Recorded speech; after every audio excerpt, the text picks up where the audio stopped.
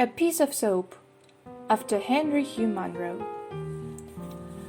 Norman Godsby was sitting on a bench hidden behind the bushes in Hyde Park. It was a warm May evening.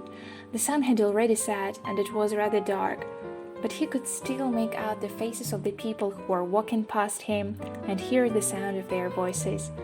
He was a philosopher and liked sitting in the park watching people whom he did not know.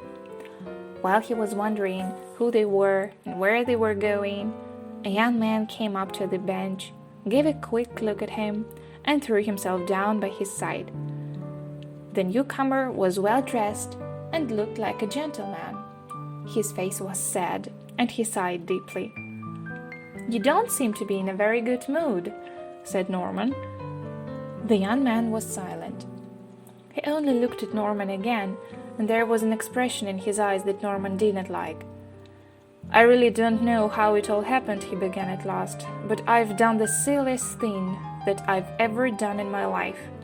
He spoke in a low voice, almost in a whisper. "Yes," said Norman coldly. "I came to London this afternoon," the young man went on.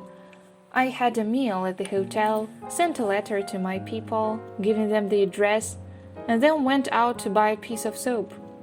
They're supposed to give your soap at the hotel, but it's always so bad that I decided to buy some for myself. I bought it, had a drink at a bar, and looked at the shops. When I wanted to go back to the hotel, I suddenly realized that I did not remember its name, or even what street it was in. Of course I can write to my people for the address, but they won't get my letter till tomorrow.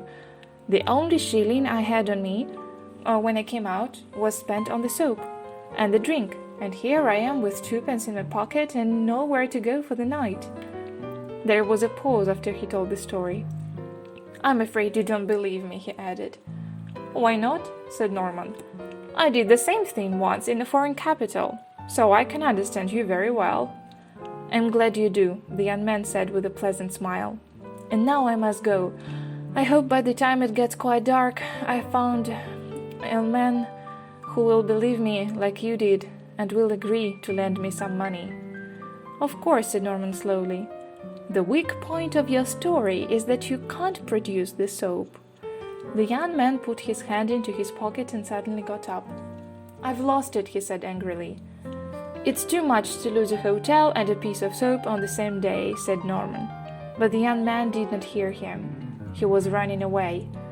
It was a good idea to ask him about the soap, and so simple, Norman thought as he rose to go, but at that moment he noticed a small packet lying by the side of the bench. It could be nothing but a piece of soap, and it had evidently fallen out of the young man's coat pocket when he threw himself down on the bench. Turning red, Norman picked it up. "I just can't allow him to go away like this," he thought, and started running after the young man. "Stop!" cried Norman when he saw him at the park gate. The young man obeyed. "Here's your piece of soap," Norman said. "I found it under the bench. Don't lose it again, it's been a good friend to you. And here's £1, if it can help you." "Thanks," said the young man, and quickly put the money into his pocket. "Here's my card with my address," continued Norman. "You can return the money any day this week." The young man thanked him again and quickly went away. "It's a good lesson to me," Norman thought, and went back to the park.